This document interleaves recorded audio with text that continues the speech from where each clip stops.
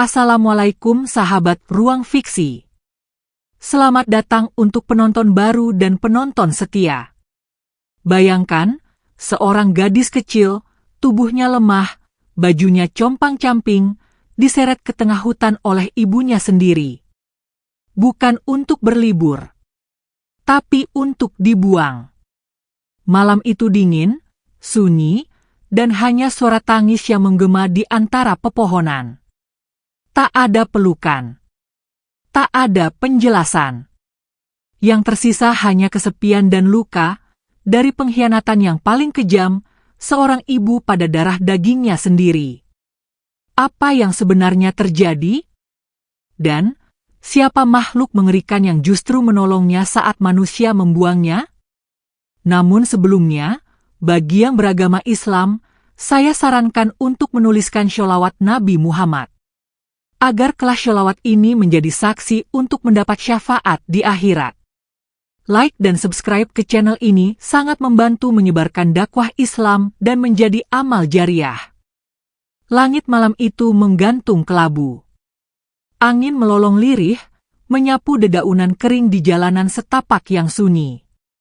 Suara jangkrik terdengar jauh, seolah alam tahu, ada hati kecil yang sebentar lagi akan hancur selamanya. Naila menggenggam boneka kain lusuh di pelukannya. Usianya baru 7 tahun. Matanya masih lugu, polos, seperti tak tahu bahwa malam itu akan menjadi malam terakhir bersama ibunya.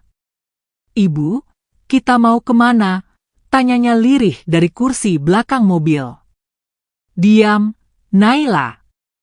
Tidur aja. Nanti ibu bangunin," jawab ibunya dingin, tanpa menoleh sedikit pun. Jalanan semakin menanjak. Lampu-lampu kota tertinggal di belakang. Mobil tua itu memasuki kawasan hutan karet tua yang telah lama ditinggalkan penduduk. Kabut mulai turun, menyelimuti pepohonan tinggi yang berdiri seperti bayangan hitam raksasa. Mobil berhenti mendadak. "Ibu, kenapa berhenti?"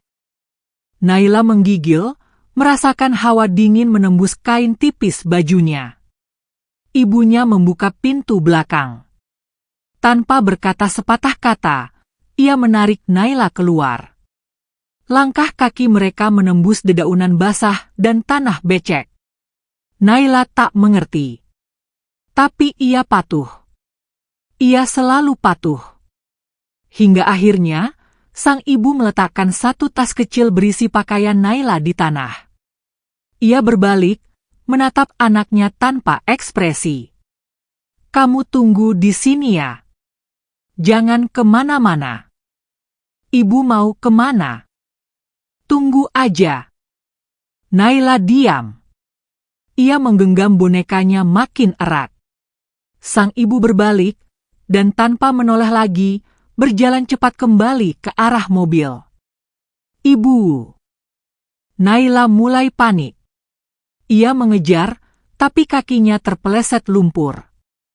Ia jatuh, kotor, basah, dan sakit. "Ibu." Tapi suara mesin mobil sudah meraung, menjauh, dan akhirnya hilang di telan malam. Naila duduk di tanah.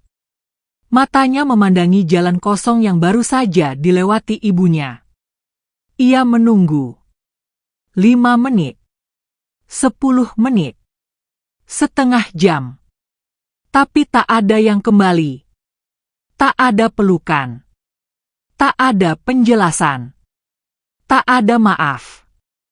Yang tersisa hanya tangis. Dan suara binatang malam yang mulai mendekat dari balik semak. Ia menangis pelan, memanggil-manggil nama ibunya seperti mantra. Tapi yang menjawab hanya gaung hutan dan lolongan jauh seekor binatang liar. Naila pun memutuskan berjalan. Menyusuri hutan dalam gelap, berbekal rasa takut dan kepolosan yang tak seharusnya dimiliki siapapun malam itu. Kakinya luka terkena duri.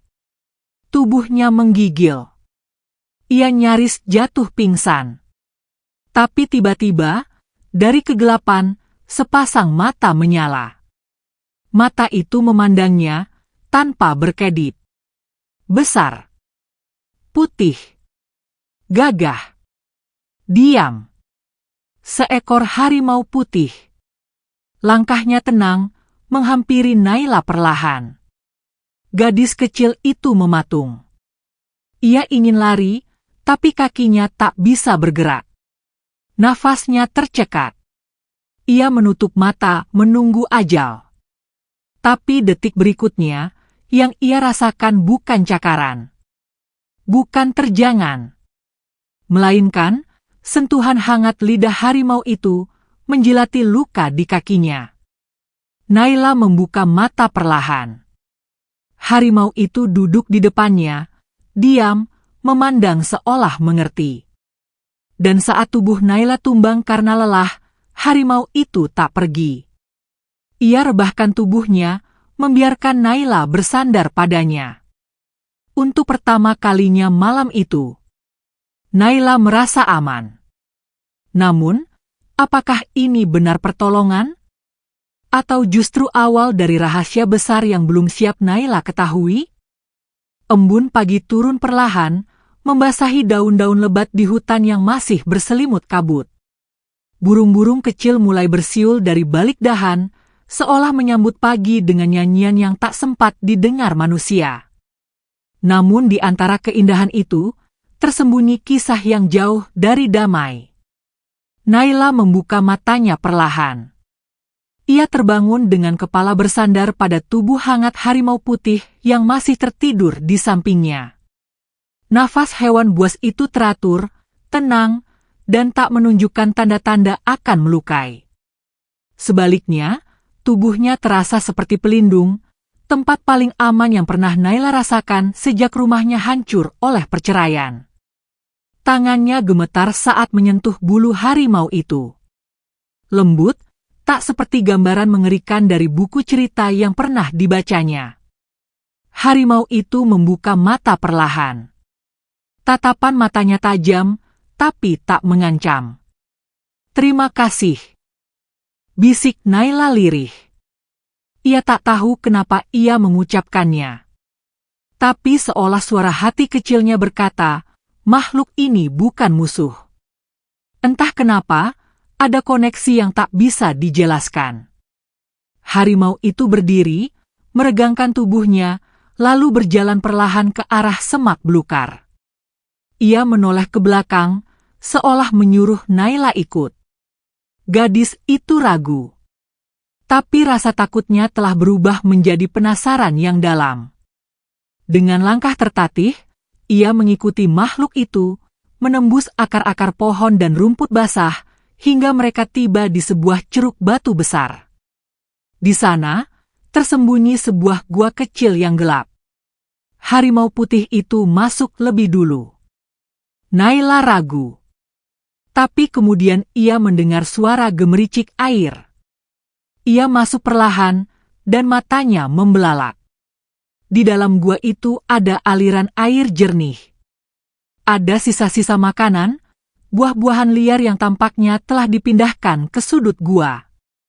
Bahkan di satu sisi, ada tumpukan ranting kering seperti sarang.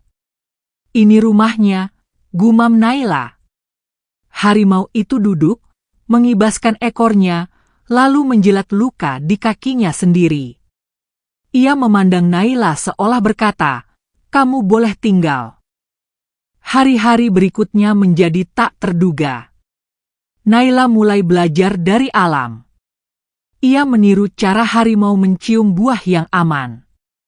Ia melihat bagaimana binatang itu mengenali suara langkah mendekat, dan tahu kapan harus diam, kapan harus melindungi.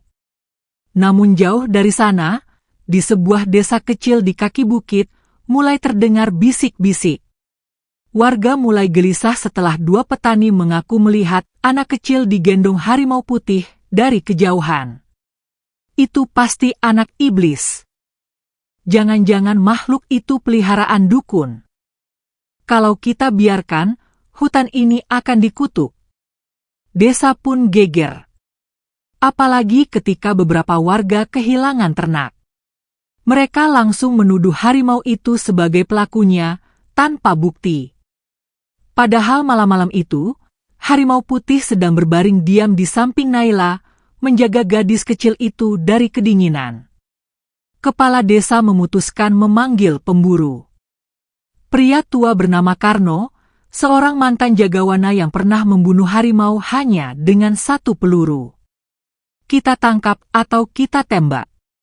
Tapi anak itu harus kita ambil. Dia bisa bawa sial kalau terus di sana, kata Karno dengan suara dingin. Namun ada 1 orang yang diam-diam menyimpan rahasia. Namanya Bu Salmah, janda tua penjaga warung. Ia pernah melihat Naila memeluk ibunya saat berbelanja di warung 2 minggu sebelum menghilang. Aku tahu itu anak siapa, dan aku tahu siapa yang tega membuangnya, gumamnya, tapi tak ada yang mau dengar. Desa telah diselimuti ketakutan. Sementara itu, di dalam gua kecil di hutan, Naila mulai berubah. Dari anak yang lemah dan penakut, ia tumbuh menjadi gadis kecil yang kuat. Ia belajar membaca arah angin. Ia tahu suara ranting patah bukan selalu angin, tapi bisa jadi rusa atau manusia. Malam itu, saat hujan turun deras, Naila terbangun. Harimau putih menderam pelan. Suara kaki manusia terdengar dari kejauhan. Langkah mereka berat. Setidaknya 3 orang membawa senjata. Naila memeluk harimau itu. Kita harus pergi. Bisiknya panik. Tapi harimau itu berdiri. Menerjang keluar gua tanpa ragu. Naila menahan napas. Di kejauhan, 3 pria dengan senapan menyusuri arah suara. Salah satunya adalah Karno. Lihat jejaknya.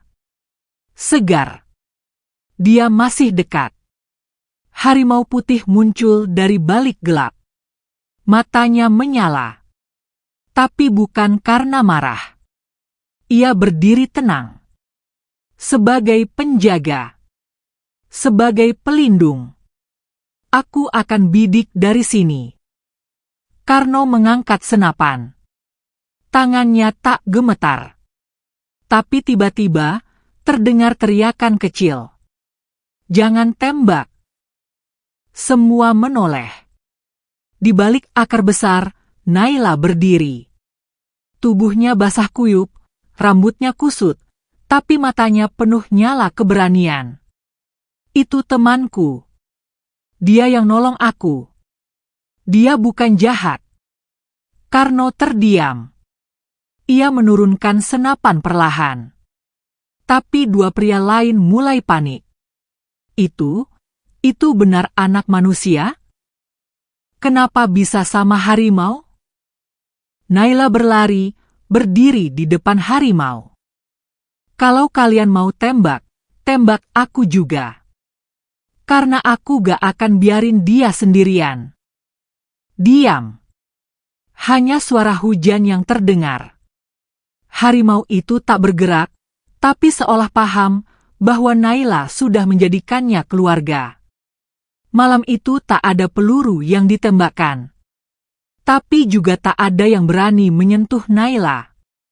Mereka kembali ke desa dengan cerita yang lebih aneh dari legenda apapun yang pernah mereka dengar. Namun kabar itu menyebar. Bukan hanya ke desa, tapi ke kota. Dan ketika seorang wartawan lokal mulai menyelidiki, ia menemukan nama ibunya Naila. Dan dari sana, rahasia paling kejam mulai terbongkar.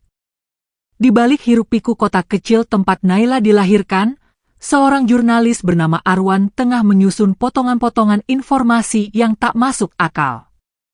Ia baru saja menerima laporan dari seorang relawan penyelamat satwa liar tentang seorang gadis kecil yang tinggal di hutan bersama harimau putih.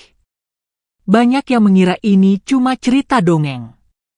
Tapi ketika ia melihat foto yang dikirim oleh seorang pendaki, foto buram, memperlihatkan seorang anak perempuan tertidur di atas tubuh harimau, Arwan tahu ini bukan kebohongan. Ia mencocokkan wajah anak itu dengan data orang hilang. Tak butuh waktu lama hingga ia menemukan satu nama, Naila Ramadhani. Laporan kepolisian menunjukkan bahwa Naila hilang saat bermain di dekat rumah ibunya.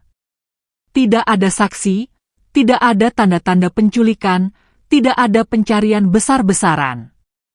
Dan yang paling aneh, ibunya, Yuliarti, hanya melapor sekali, lalu menolak semua bantuan lanjutan. Arwan mulai mencurigai sesuatu. Ia menghubungi sekolah Naila, bertanya tentang kondisi keluarganya sebelum hilang. Seorang guru wali kelas yang tak ingin disebutkan namanya mengatakan hal yang menggelitik. Ayah Naila pergi setelah cerai. Ibunya menikah lagi, dan sejak itu Naila sering datang ke sekolah dengan wajah lebam, baju lusuh, dan murung. Kami pernah lapor, tapi tak ditanggapi. Arwan mencatat semua itu. Ia mulai menelusuri siapa suami baru Yuliarti. Dan disinilah semuanya mulai gelap.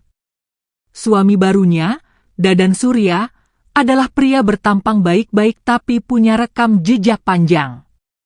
Ia dikenal pernah beberapa kali terlibat dalam penjualan anak jalanan untuk adopsi gelap ke luar kota.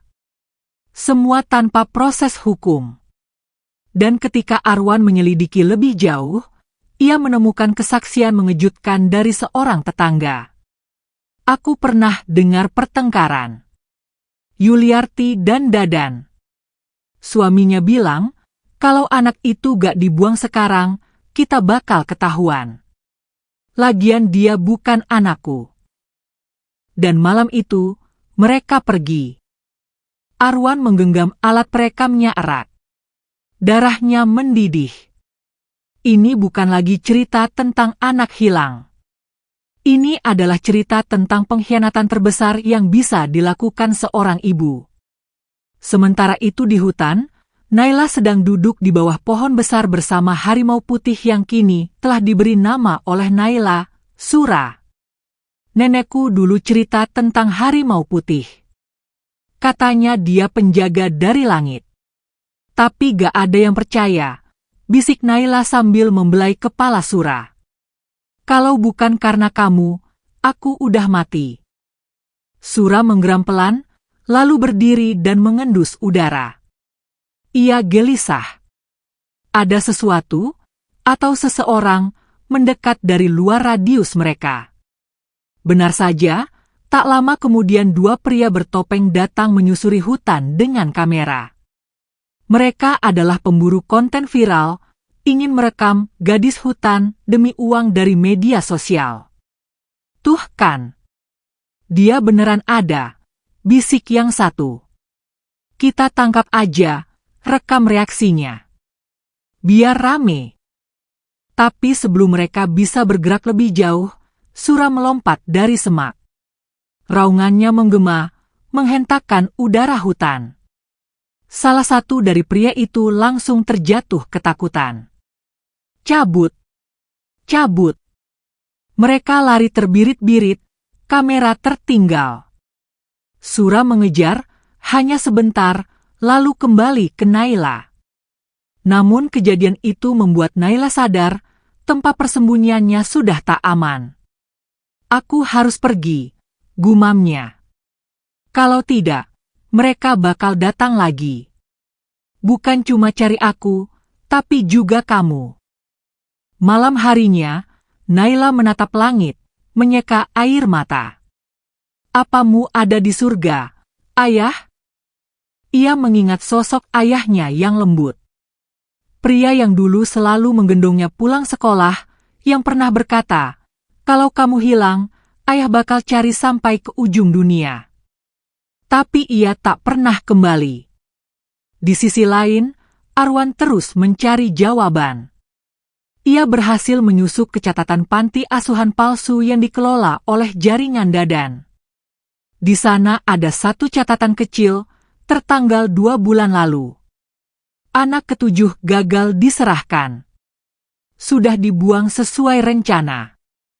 Hatinya mencelos. Anak ketujuh, itu Naila. Ia mencetak semua bukti. Wajah Yuliarti. Transkrip laporan guru. Rekaman tetangga. Ia menyiapkan satu video pengungkapan yang akan ia rilis secara publik. Satu kalimat menjadi pembukanya. Ini adalah wajah ibu yang menjual anaknya sendiri. Namun sebelum video itu sempat diunggah, seseorang menyadap mobil Arwan malam itu. Ban mobilnya meletus di tengah jalan sunyi. Ia dipukul dari belakang dan pingsan. Video di flash diska menghilang. Keesokan harinya, berita muncul di koran. Jurnalis ditemukan koma setelah kecelakaan misterius. Tak ada yang tahu siapa pelakunya. Tapi satu orang tersenyum puas di balik dinding rumah mewah, Dadan Surya.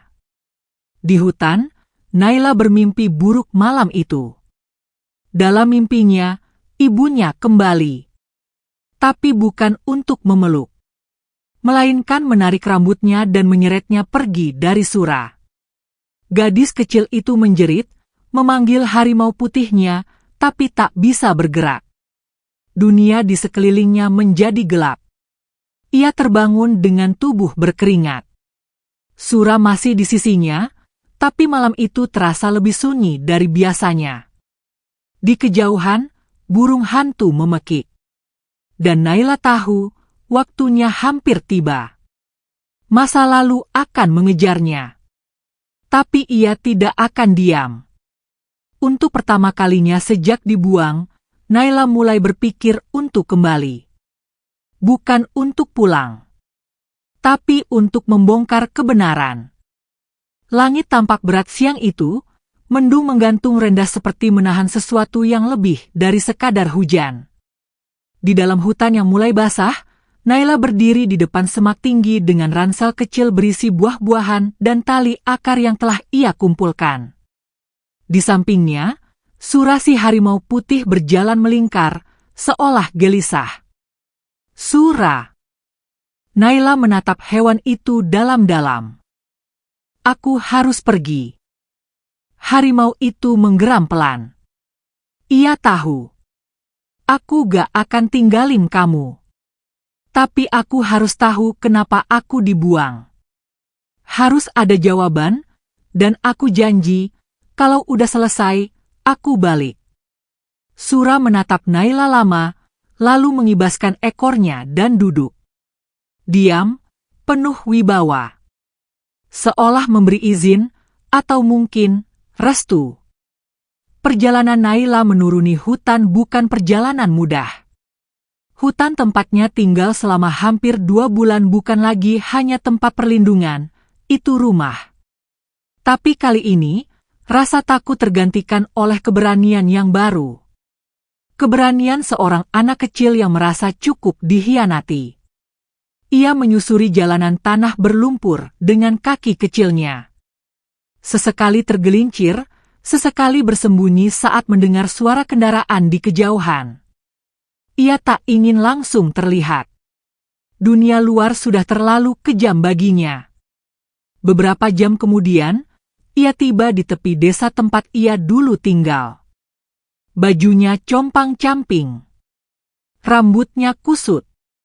Tapi matanya tajam, menatap setiap sudut dengan hati-hati. Orang-orang yang melihatnya terdiam. Ada yang takut. Ada yang langsung berbisik. Itu, anak hutan itu. Masya Allah, dia masih hidup.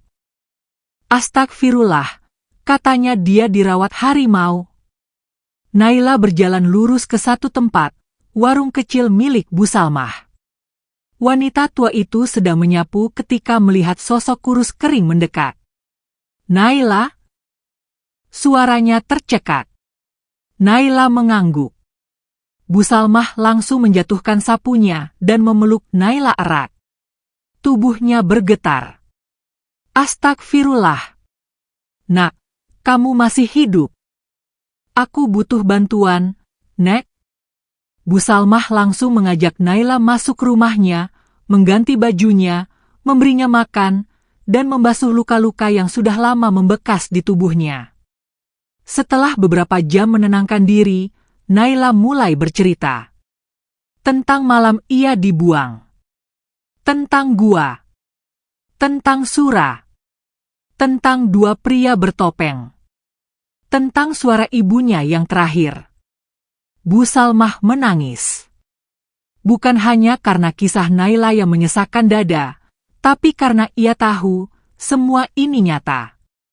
Dan desa ini telah membiarkan kejahatan terjadi tanpa berani melawan. Nak, kamu harus tahu. Ibumu, dia bukan lagi ibu yang kamu kenal dulu. Aku tahu, Nek. Tapi ada satu orang yang bisa bantu kamu. Siapa? Pak Irwan. Adik dari ayahmu. Dulu pernah jadi pengacara. Setelah ayahmu pergi ke luar negeri, dia yang sering tanya-tanya kabarmu. Tapi ibumu gak pernah kasih tahu apa-apa. Malam itu, Bu Salmah diam-diam menghubungi Pak Irwan. Ketika pria itu datang esok paginya, dan melihat wajah Naila, ia langsung tak mampu berkata apa-apa. Ya Allah! Naila, kamu! Om Irwan, tanya Naila pelan. Irwan menunduk, memeluknya erat. Maafkan Om. Om terlambat. Tanpa menunggu lama, Irwan membawa Naila ke kota, ke rumahnya yang sederhana tapi nyaman. Ia mulai menghubungi jaringan lamanya, teman-teman di kepolisian, jurnalis independen, bahkan aktivis perlindungan anak. Dalam seminggu, kasus Naila meledak di media. Kisah anak hutan yang dirawat harimau putih menjadi viral. Tapi tak semua orang senang.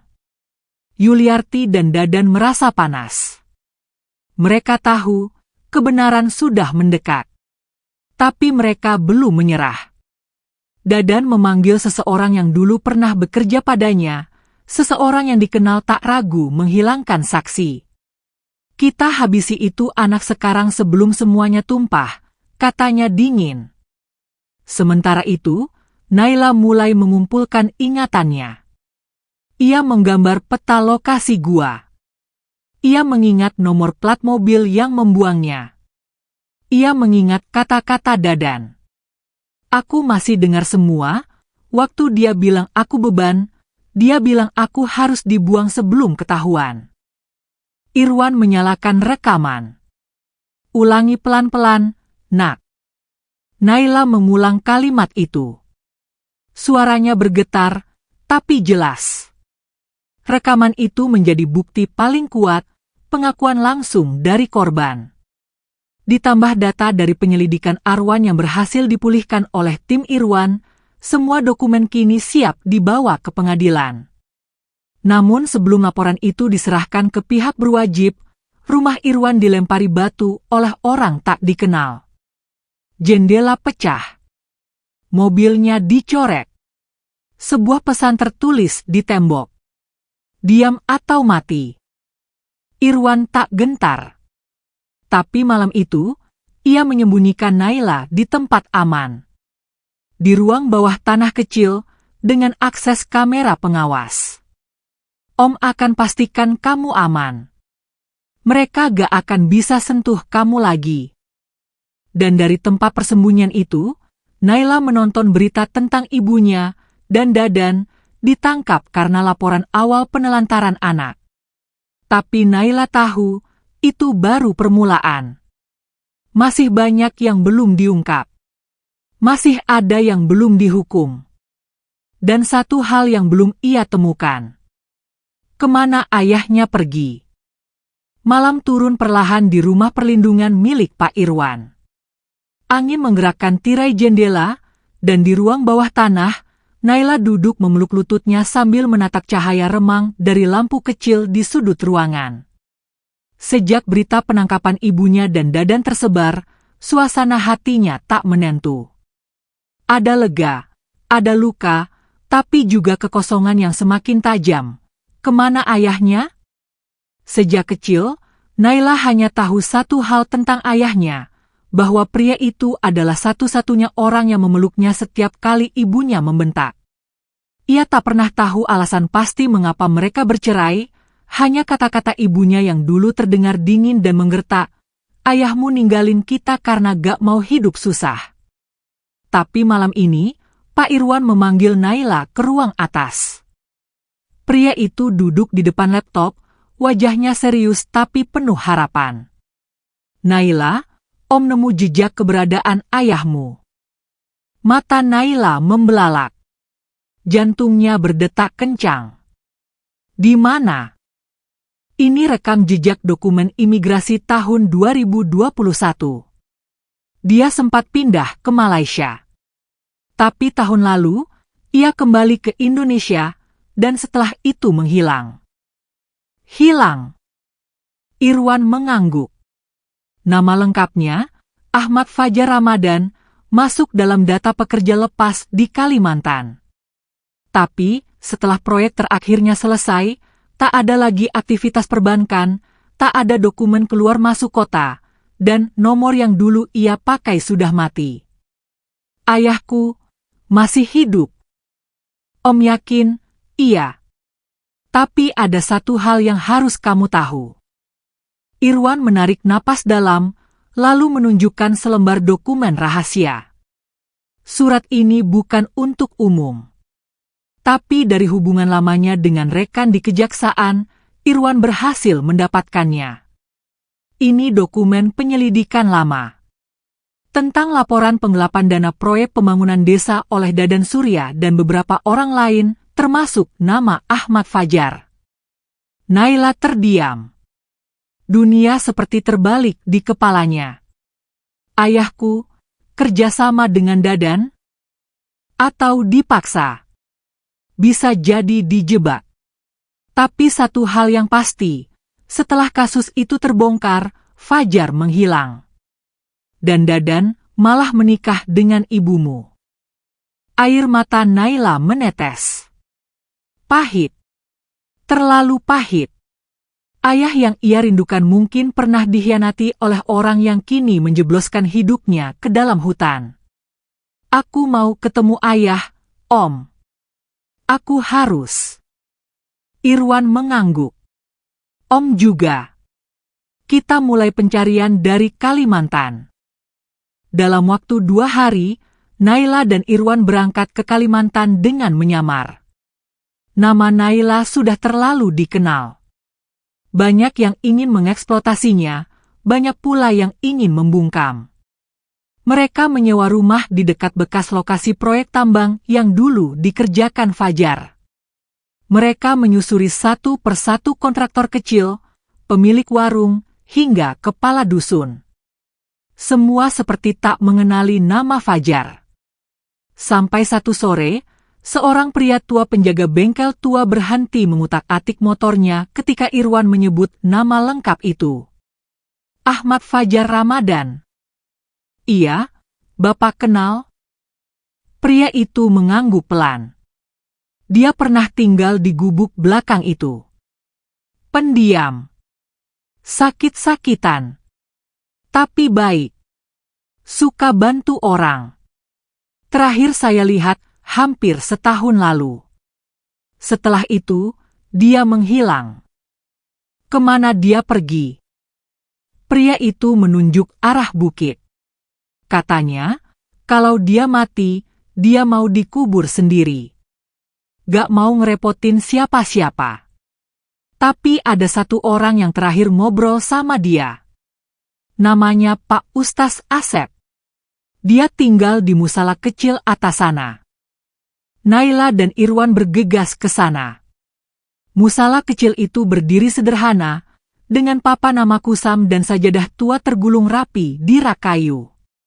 Mereka menemukan Ustaz Asep sedang menyapu halaman. Saat mendengar nama Fajar disebut, wajah Ustaz itu berubah. Ia mengangguk pelan, lalu mempersilakan mereka duduk. Fajar, dia orang baik. Banyak luka di hatinya. Dia sering datang ke sini. Minta doa, minta arah hidup. Apakah Bapak tahu dia masih hidup? Terakhir kali dia datang kemari, dia bawa surat. Surat itu, katanya, harus diserahkan ke anaknya kalau suatu hari anak itu datang mencarinya. Ustaz Asep bangkit perlahan, mengambil kotak kayu kecil dari rak dalam. Ia membuka kunci kecil dan mengeluarkan sebuah amplop coklat yang telah lapuk oleh waktu dan lembab. Di depannya tertulis, "Untuk Naila, jika takdir membawamu kembali padaku." Tangan Naila gemetar saat membukanya. Di dalamnya, kertas lusuh penuh tulisan tangan. "Naila kecilku. Maafkan ayah. Ayah gak pernah pergi karena tak sayang. Ayah pergi karena dunia ini kotor. Ayah pernah dibohongi, dijebak, lalu difitnah. Tapi ayah gak kuat lawan semua itu. Ayah cuma bisa mendoakanmu dari jauh. Kalau kamu membaca ini, berarti Allah udah kasih kita kesempatan bertemu lagi. Ayah gak tahu kapan atau gimana, tapi ayah percaya kamu anak kuat. Jangan benci ibumu. Dia juga korban. Tapi kalau kamu bisa, bersihkan nama ayah. Biar ayah tenang dimanapun ayah berada. Ayahmu. Fajar." Naila menangis. Surat itu terasa lebih hidup dari suara siapapun yang pernah ia dengar. Irwan bertanya pelan, "Ustaz, apakah beliau masih?" Ustaz Asep menggeleng. "Saya tak yakin. Tapi beberapa warga bilang, seorang pria pernah terlihat berjalan menyusuri hutan pinggir tambang. Lalu hilang. Tak ada jejak." Naila berdiri. "Kalau ayahku masih hidup, aku akan temukan dia. Kalau sudah tiada, aku akan bersihkan nama beliau. Sampai siapapun tahu siapa korban sebenarnya." Irwan mengangguk. "Dan Om akan bantu." Mereka kembali ke kota. Dan malam itu, untuk pertama kalinya Naila berdiri di depan kamera TV nasional, mengenakan baju putih sederhana, dengan sorotan lampu menyinari wajah kecilnya. Wawancara itu ditonton jutaan orang. Naila tak lagi anak kecil dari hutan. Ia kini simbol keberanian. Simbol dari luka yang tak pernah dipilih, tapi harus dilawan. Dan di tempat yang jauh, sangat jauh, di antara rimbun hutan Kalimantan, seorang pria dengan jenggot tipis dan wajah penuh luka lama, menatap layar kecil di warung tua. Matanya membelalak. Tangannya gemetar. "Naila?" Sore itu langit Jakarta terlihat kelabu, seperti menyimpan luka yang tak kunjung sembuh. Jalanan kota macet, klakson bersahutan, dan hiruk-pikuk manusia mengejar waktu.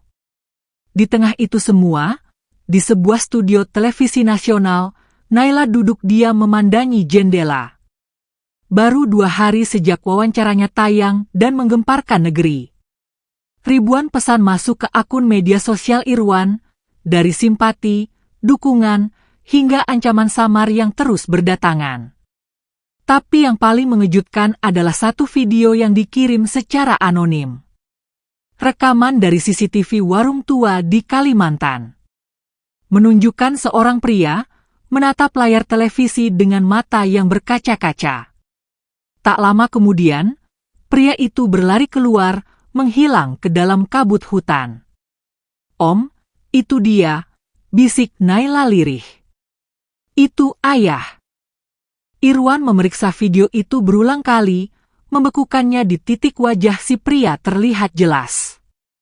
Sama seperti foto lama yang pernah ia simpan bersama kakaknya, Ahmad Fajar. Luka di bawah matanya, garis samar di pipi kirinya, tak mungkin salah. "Kita harus ke sana lagi," ucap Naila mantap. "Aku gak akan biarkan takdir memisahkan aku dari ayah sekali lagi." Namun kabar tentang Naila tak hanya menyebar ke masyarakat umum. Di sisi lain kota, di sebuah rumah besar penuh kaca dan marmer dingin, Dadan duduk dengan wajah muram. Meski ia dan Yuliarti telah ditahan, jaringan lamanya masih aktif. Pria itu tak tinggal diam. Ia tahu, jika Naila bertemu Fajar, semua rahasia akan terbuka. Termasuk laporan penggelapan, intimidasi, dan rencana jahat menjual Naila melalui jalur adopsi ilegal. Aku mau anak itu dihentikan. Caranya apapun, kata Dadan melalui panggilan dari dalam sel. Suaranya dingin, tanpa rasa takut. Sementara itu, Naila dan Irwan kembali ke Kalimantan, menyusuri jalan yang sama. Mereka menuju warung tempat rekaman itu diambil. Tapi kali ini, warung itu telah terbakar. Hanya puing dan abu yang tersisa. Di antara kepulan asap sisa arang, seorang bocah laki-laki mendekat. Bapak yang bapak cari, semalam lari ke arah hutan. Tapi dia kejar sama orang-orang. Aku lihat ada 3 orang bawa golok. Irwan langsung memicingkan mata. Siapa mereka? Aku gak tahu. Tapi kayaknya bukan orang kampung sini. Naila menggigit bibirnya. Ia tahu. Ayahnya dalam bahaya. Tanpa ragu, ia mengambil senter dan ransel kecilnya. Ayo Om. Kita ke hutan. Kita harus temukan ayah sebelum mereka. Hutan Kalimantan tidak seperti hutan tempat Naila dibuang dulu. Di sini, tanah lebih padat, akar pohon menjuntai dari batang tinggi. Suara hewan liar samar terdengar dari balik semak. Tapi Naila tampak lebih berani dari siapapun. Langkahnya mantap, ingatannya tentang bertahan hidup di alam masih kuat. Bahkan Irwan kewalahan mengikutinya. Mereka menyusuri tebing sungai, melewati bekas gubuk tua, hingga menemukan bekas jejak kaki, besar, berat, mengarah ke timur. Ini sepatu bot, kata Naila sambil menunjuk tanah. Bukan punya ayah. Tapi ada jejak lain. Ia menelusuri jejak ringan yang tertimpa dedaunan. Jejak itu berakhir di sebuah gua kecil, tak jauh dari air terjun. Dan di sana, ayah teriakan Naila menggema ke seluruh lembah. Seorang pria dengan jubah robek dan rambut kusut berdiri membelakangi mereka. Ia perlahan berbalik, dan wajah itu, wajah yang selama ini Naila lihat hanya dari mimpi. Naila? Air mata tumpah begitu saja.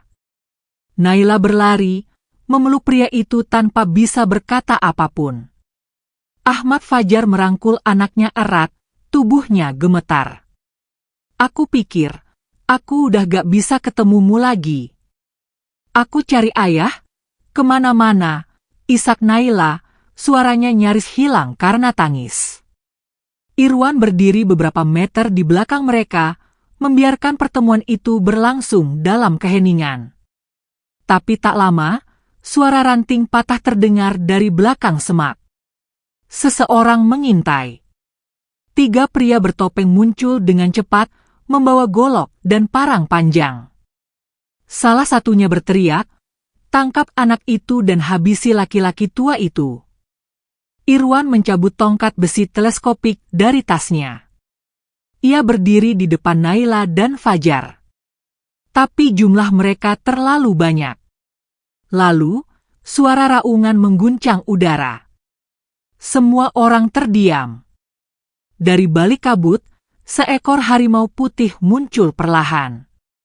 Sura. Ia tak lari. Ia tak bersembunyi. Ia berjalan pelan, dengan sorot mata tajam mengarah ke para penyerang. Apa itu? Lari. Itu harimau. 2 pria langsung kabur. Tapi 1 orang terlalu panik untuk bergerak. Ia mengangkat golok, ingin menyerang, tapi dalam sekejap. Sura menerjang. Raungan menggetarkan lembah. Sura tidak membunuh. Tapi cakarnya menghantam dengan keras, membuat pria itu terpental ke semak. Tak sadarkan diri, Naila berlari ke arah Sura dan memeluk lehernya erat. "Kamu nyariin aku?" Sura hanya mendengus pelan, lalu duduk di samping Naila dan ayahnya, seperti penjaga dari dunia lain. Irwan menatap harimau itu dengan kagum. "Saya pikir kamu hanya legenda." "Tapi dia nyata," jawab Naila. "Dan dia keluarga." Malam itu, di tengah hutan yang pernah menjadi tempat pelarian, keluarga Naila bersatu kembali. Tidak dalam istana, tidak dalam kenyamanan, tapi dalam pelukan hangat dan perlindungan makhluk yang tak pernah meninggalkannya. Namun cerita mereka belum selesai. Karena keesokan harinya, Naila memutuskan ia akan membawa ayahnya ke pengadilan. Bukan sebagai terdakwa, tapi sebagai saksi kunci. Pagi itu, langit Jakarta tampak seperti bersekongkol dengan waktu. Mendung tebal menggantung, tapi tak kunjung hujan. Udara lembab, penuh tekanan. Di gedung pengadilan negeri, ratusan kamera wartawan sudah berbaris rapi. Mereka menanti sesuatu yang lebih dari sekadar kasus hukum biasa. Ini adalah pengadilan publik, pengadilan hati nurani. Dan di balik pintu besar yang segera terbuka, Naila akan masuk. Ia mengenakan kemeja putih sederhana, rambutnya dikuncir, langkah kakinya mantap.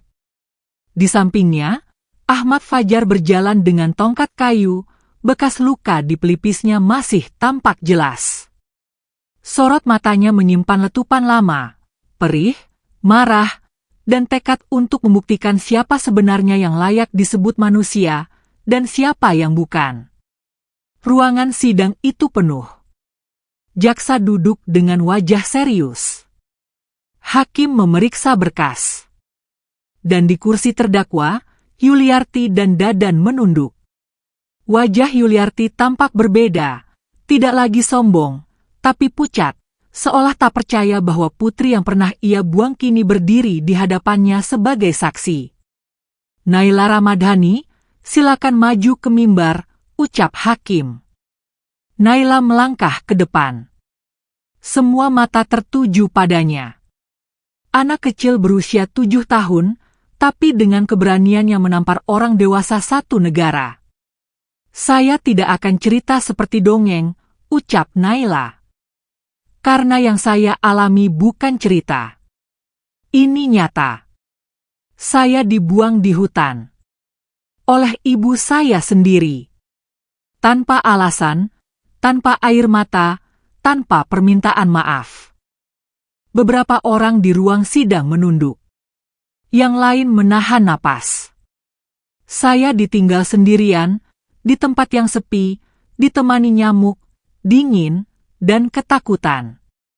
Tapi Allah masih kasih saya satu makhluk yang lindungi saya, seekor harimau putih." Hakim mengangkat alis. "Harimau?" "Iya. Dia jilat luka saya, dia tidur di samping saya, dia jagain saya dari orang jahat. Dia lebih manusia dari manusia yang melahirkan saya." Naila kemudian menyerahkan video rekaman, foto-foto gua, dan bukti dari jurnalis Arwan yang telah direstorasi oleh tim Irwan. Semuanya menunjukkan kronologi kejahatan, mulai dari dokumen penggelapan Dadan, laporan penghilangan Naila, hingga surat peninggalan Fajar yang menyatakan bahwa ia dijebak dalam proyek ilegal. Selanjutnya, giliran Fajar berdiri. Tubuhnya sedikit gemetar, tapi suaranya tegas. "Saya tidak lari karena bersalah. Saya lari karena semua akses saya ditutup. Nama saya dicemarkan. Saya diancam. Dan ketika saya tahu anak saya dalam bahaya, saya telat." Ia menoleh pada Naila. "Tapi sekarang, saya di sini. untuk membersihkan semuanya, termasuk luka anak saya. Jaksa kemudian memanggil saksi tambahan, 2 orang dari jaringan Dadan yang telah tertangkap lebih dulu. Mereka mengaku bahwa Dadan memang berencana menjual Naila ke luar negeri melalui jalur adopsi gelap. Tapi karena salah satu pembeli membatalkan sepihak, Dadan memutuskan membuang Naila saja. "Satu anak hilang gak bakal dicari kalau miskin," kata salah satu pria dengan nada dingin. Ruangan sidang bergemuruh. Hakim mengetukkan palu. "Saya minta tenang." Persidangan masih berjalan. Yuliarti pun diminta bicara. Ia berdiri, wajahnya penuh air mata. Tapi bukan tangis penyesalan, melainkan kepanikan. Ia mencoba membela diri, menyalahkan tekanan ekonomi, menyalahkan Dadan, menyalahkan Fajar, menyalahkan siapapun, kecuali dirinya. Namun saat hakim bertanya, "Apakah Anda menyesal telah membuang anak kandung Anda di hutan?" Ia hanya bisa menangis. Tak menjawab. Dan itu cukup bagi publik. 2 minggu kemudian, keputusan dibacakan. Dadan dijatuhi hukuman 20 tahun penjara karena penggelapan, percobaan perdagangan anak, dan kekerasan. Yuliarti dijatuhi 18 tahun karena penelantaran anak, konspirasi, dan penghilangan hak asuh. Namun kemenangan Naila tak berhenti di situ. Setelah sidang usai, ratusan pesan dukungan datang. Beberapa lembaga perlindungan anak mulai menyusun program berbasis kisah Naila untuk mendorong regulasi lebih tegas terhadap adopsi ilegal dan kekerasan dalam rumah tangga. Naila tak ingin terkenal. Tapi dunia yang dulu menelantarkannya kini menjadikan kisahnya sebagai cermin. Hari itu, saat matahari mulai tenggelam, Naila duduk di halaman rumah Irwan, memandangi senja. Sura, sang harimau putih, kini tinggal di pusat konservasi satwa, diberi tempat khusus yang menyerupai hutan aslinya. Tapi tiap bulan Naila datang menjenguknya. Ia duduk di depan kandang itu, dan Sura akan mendekat, menjulurkan kepala, dan Naila akan membelainya dengan mata basah. "Kita udah menang, tapi perjalanan kita belum selesai, ya?" Harimau itu hanya mengerang pelan, seolah setuju.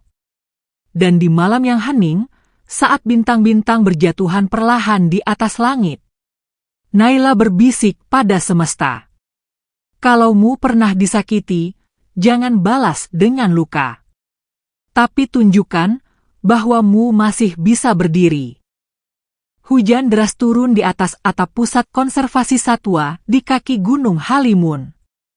Di balik rintik yang deras dan tanah yang basah, seekor harimau putih tengah berjalan perlahan di kandang khusus berbentuk lembah buatan. Bulunya yang lebat sedikit kotor oleh tanah, tapi langkahnya tetap anggun, seperti penjaga alam yang tak pernah tidur. Dari balik pagar pengaman, Naila berdiri dengan payung kecil di tangannya, matanya tak berkedip menatap Sura. "Maaf aku telat datang. Aku sibuk sekolah sekarang." Sura menoleh. Matanya tenang. Ia mendekat, menempelkan kepala besar dan lembutnya ke jeruji, seolah menjawab bahwa ia paham. Naila menempelkan dahinya ke logam dingin itu. Hujan turun lebih deras, tapi gadis itu tak bergeser. Bagi Naila, setiap detik bersama Sura adalah pengingat bahwa ia masih hidup, dan pernah diselamatkan oleh cinta yang datang dari makhluk yang paling tidak diduga. Sudah 4 bulan sejak sidang besar itu berakhir. Nama Naila tak lagi asing. Ia sering diundang ke berbagai acara, namun hanya memilih hadir ketika acaranya melibatkan anak-anak yang pernah jadi korban kekerasan. "Aku bukan pahlawan," ucap Naila di satu kesempatan. "Aku cuma anak kecil yang gak punya siapa-siapa, tapi gak pengen mati." Namun semakin nama Naila dikenal, semakin besar pula rasa takutnya. Tak semua orang menyukai keadilan. Masih ada jaringan lama Dadan yang belum tertangkap. Irwan beberapa kali menerima pesan anonim. Naila seharusnya tidak selamat. Kami akan menjemput apa yang dulu kami buang. Pesan-pesan itu mengintai Naila dalam tidur. Ia mulai sulit memejamkan mata. Dalam mimpi, ia kembali berada di hutan gelap, tapi kali ini bukan harimau yang datang, melainkan bayangan-bayangan bertopeng, dengan senjata tajam, dan suara ibunya memanggilnya dari kejauhan, dingin, menusuk, penuh racun. Naila, seru Irwan membangunkannya suatu malam. Gadis itu terbangun dengan teriakan. Napasnya sesak, wajahnya basah oleh keringat. Maaf, Om. Irwan memeluknya erat. Itu bukan salahmu, Nak. Kamu kuat. Tapi luka yang dalam gak hilang secepat itu. Kalau aku lemah, aku takut aku berubah kayak ibu. Irwan menggenggam tangan kecil Naila. Kamu gak akan jadi kayak dia. Kamu sudah memutus rantainya. Beberapa hari kemudian, Naila kembali menulis surat untuk Sura. Ia menulisnya dengan tangan sendiri, di atas kertas putih yang penuh dengan coretan kecil. Sura, kadang aku mikir, kenapa kamu gak tinggal sama aku aja? Tapi aku tahu kamu gak bisa. Kamu lahir di alam. Bukan buat diikat. Tapi kamu tahu gak? Kadang aku berharap aku jadi kamu. Gak perlu ngerti apa itu pengkhianatan. Gak perlu lihat orang yang harusnya melindungi, justru buang aku kayak boneka rusak. Tapi kalau aku gak ketemu kamu, aku gak akan tahu bahwa bahkan di dunia yang paling gelap, masih ada makhluk yang bisa sayang tanpa syarat. Aku akan terus hidup. Buat ayah, buat Om Irwan, dan buat kamu. Di hari yang sama, Naila menerima undangan dari sekolah baru. Ia diundang sebagai murid kehormatan untuk menerima beasiswa penuh hingga jenjang SMA. Tapi sekolah itu berada di luar kota, jauh dari konservasi Sura. Naila duduk termenung semalaman. Tak tahu harus memilih antara impiannya sendiri atau makhluk yang pernah menyelamatkan hidupnya. Keesokan paginya, ia menghadap Irwan. Om, aku mau sekolah di sana. Irwan mengangguk. Itu bagus.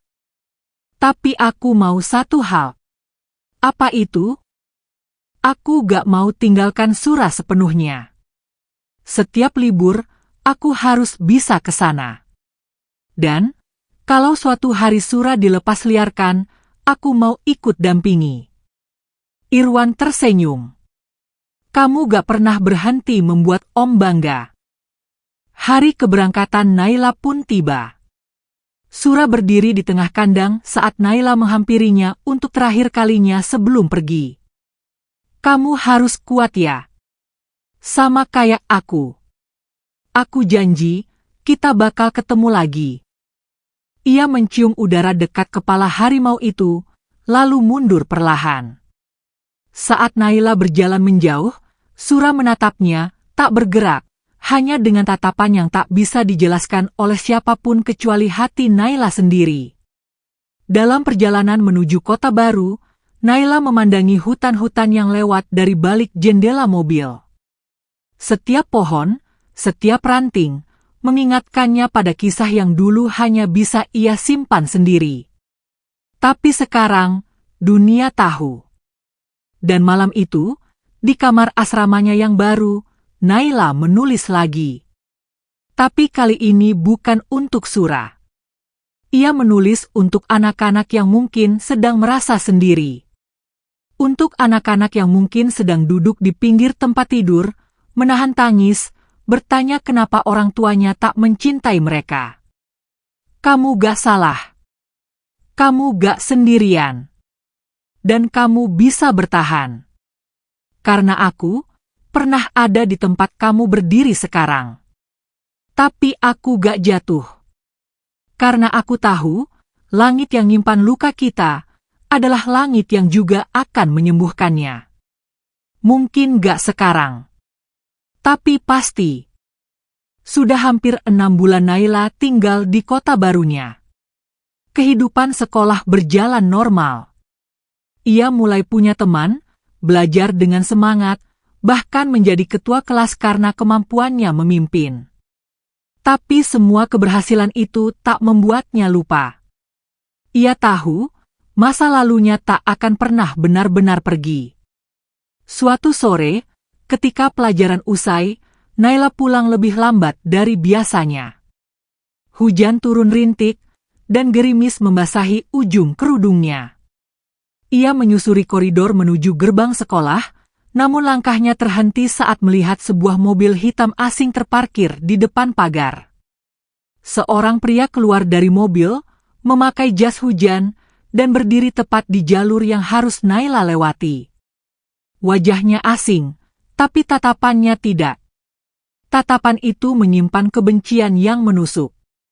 Naila memicingkan mata. "Permisi," ucapnya sopan. Pria itu tersenyum tipis. "Naila Ramadhani, ya?" Langkah Naila langsung mundur 1 jengkal. "Siapa Bapak?" "Saya, utusan dari orang yang dulu sangat dekat dengan ibumu. Dulu kami satu jaringan." Darah Naila seakan membeku. "Kamu kira semua orang yang bantu kamu itu akan terus bisa jaga kamu? Dunia ini lebih besar dari ruang sidang, nak. Dan kamu sudah buat banyak orang kehilangan uang." Satpam sekolah datang menghampiri. Pria itu buru-buru masuk ke dalam mobil dan pergi. Tapi sebelum mobil itu menghilang, ia sempat menurunkan kaca jendela dan berteriak, "Kalau kamu masih hidup minggu depan, itu keajaiban." Sejak saat itu, ketenangan Naila hancur. Ia melapor ke Irwan malam itu juga. Irwan langsung naik kereta malam dan tiba di kota keesokan harinya. Sekolah memperketat keamanan, dan Naila untuk sementara dipindahkan ke rumah penginapan milik seorang kenalan Irwan, seorang guru mengaji bernama Pak Fikri yang tinggal bersama istrinya, Bu Hana. "Nak Naila, kamu tenang saja. Rumah ini aman. Kami juga pernah dampingi anak-anak korban trafficking," ucap Pak Fikri sambil menyiapkan kamar. Malam pertama di rumah itu, Naila duduk di dekat jendela sambil memandangi langit. Ia menggenggam tas kecil yang selalu ia bawa, di dalamnya ada surat ayahnya, foto Surah, dan kertas tulisan tangan yang dulu ia tulis di gua tempat tinggalnya dulu. Ia membaca kembali tulisan itu. "Kalau dunia buang aku sekali lagi, aku gak akan lari. Aku akan berdiri.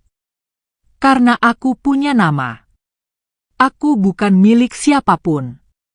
Aku milik Allah." Keesokan harinya, Bu Hana mengajak Naila mengikuti pengajian anak-anak di musala kecil dekat rumah. Awalnya Naila ragu. Tapi ketika melihat anak-anak lain tersenyum tulus dan menyambutnya, hatinya mulai luluh. Salah satu anak bernama Sari, usianya lebih muda dari Naila, selalu menggandeng tangannya kemana-mana. "Kak Naila hebat ya. Aku pernah lihat kakak di TV." "Aku gak hebat, Sari. Aku cuma gak mati." Namun ketenangan itu tak berlangsung lama. Malam keempat, ketika semua sudah tidur, suara langkah berat terdengar di atap rumah. Pak Fikri terbangun. Ia memegang pentungan kayu, mengintip dari jendela. 2 pria berpakaian hitam terlihat menyusup ke halaman belakang. Irwan yang tidur di ruang depan langsung bangun. Ia mematikan semua lampu, lalu meraih tas kecil berisi pistol kejut legal yang biasa ia bawa sejak kasus Naila membesar. Mereka ke belakang. "Lindungi Naila," ucap Irwan singkat. Pak Fikri dan Irwan berpencar. Sementara itu, Naila yang tidur di lantai 2 sudah terbangun. Ia merapat ke dinding, menahan napas.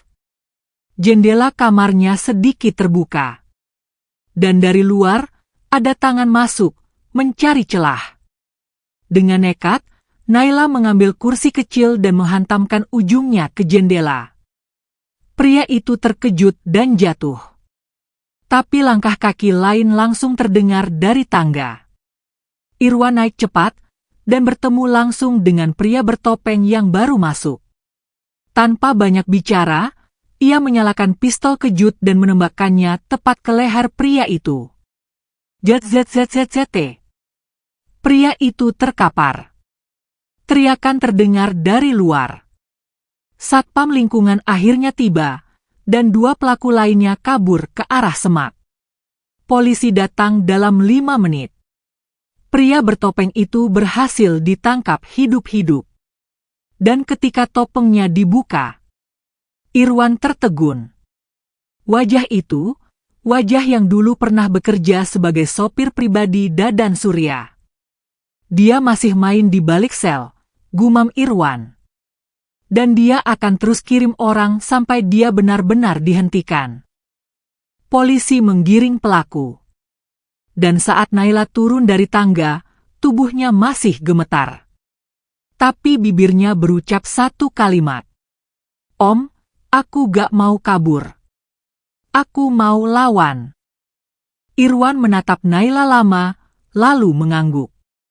Kalau begitu, kita harus selesaikan ini. Sampai ke akar-akarnya. Malam itu, Naila menulis surat kepada Sura. Ia tahu surat itu tak akan sampai, tapi seperti biasa, ia menulis bukan untuk dijawab, melainkan untuk menguatkan dirinya sendiri. Sura.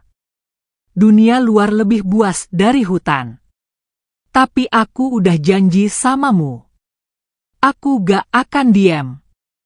Dan sekarang, aku tahu. Dendam mereka belum mati. Tapi aku juga belum selesai. 3 bulan berlalu sejak upaya penyerangan malam itu. Naila tak lagi sembunyi. Ia kembali ke sekolah, kembali berbicara di forum publik, dan wajahnya kini bukan hanya simbol dari penderitaan, tapi perlawanan.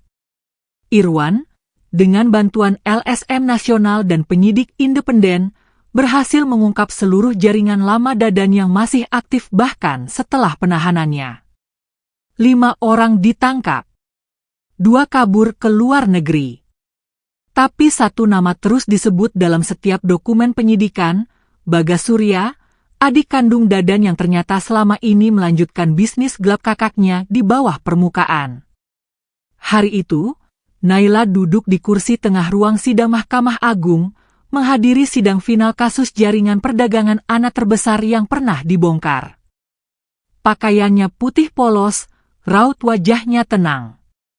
Tapi matanya menyala seperti bara yang tak padam. Ia tak lagi bicara. Ia hanya duduk dan hadir. Karena kadang, kehadiran seorang anak yang pernah dibuang ke hutan tapi kini duduk di hadapan hukum, sudah cukup jadi tamparan paling keras bagi siapapun yang masih hidup dalam kelicikan. Hakim menjatuhkan hukuman seumur hidup untuk Bagas Surya. Keputusan itu disambut tepuk tangan dari mereka yang hadir. Tapi Naila hanya menunduk, menarik napas panjang.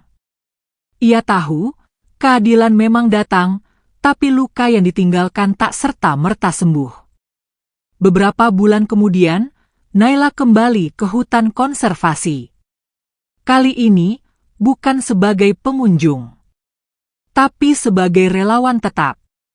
Ia berjalan menyusuri jalur setapak yang ia kenal dengan hati. Pepohonan tua berdiri seperti sahabat lama. Udara bersih menyapa wajahnya, dan suara burung-burung liar bersahutan dari kejauhan.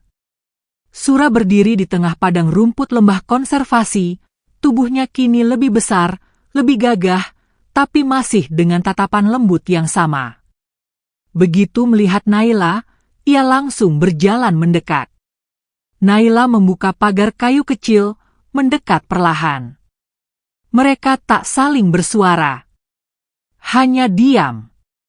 Lalu Naila menyentuhkan dahinya ke kepala Sura. Semua sudah selesai. Sura duduk perlahan. Dan Naila bersimpuh di sampingnya. Ia menatap langit yang membiru perlahan. Angin berembus tenang. Tak ada suara manusia. Hanya alam, dan satu kisah yang kini telah utuh. Dunia yang dulu membuangnya telah menyaksikan dia bertahan.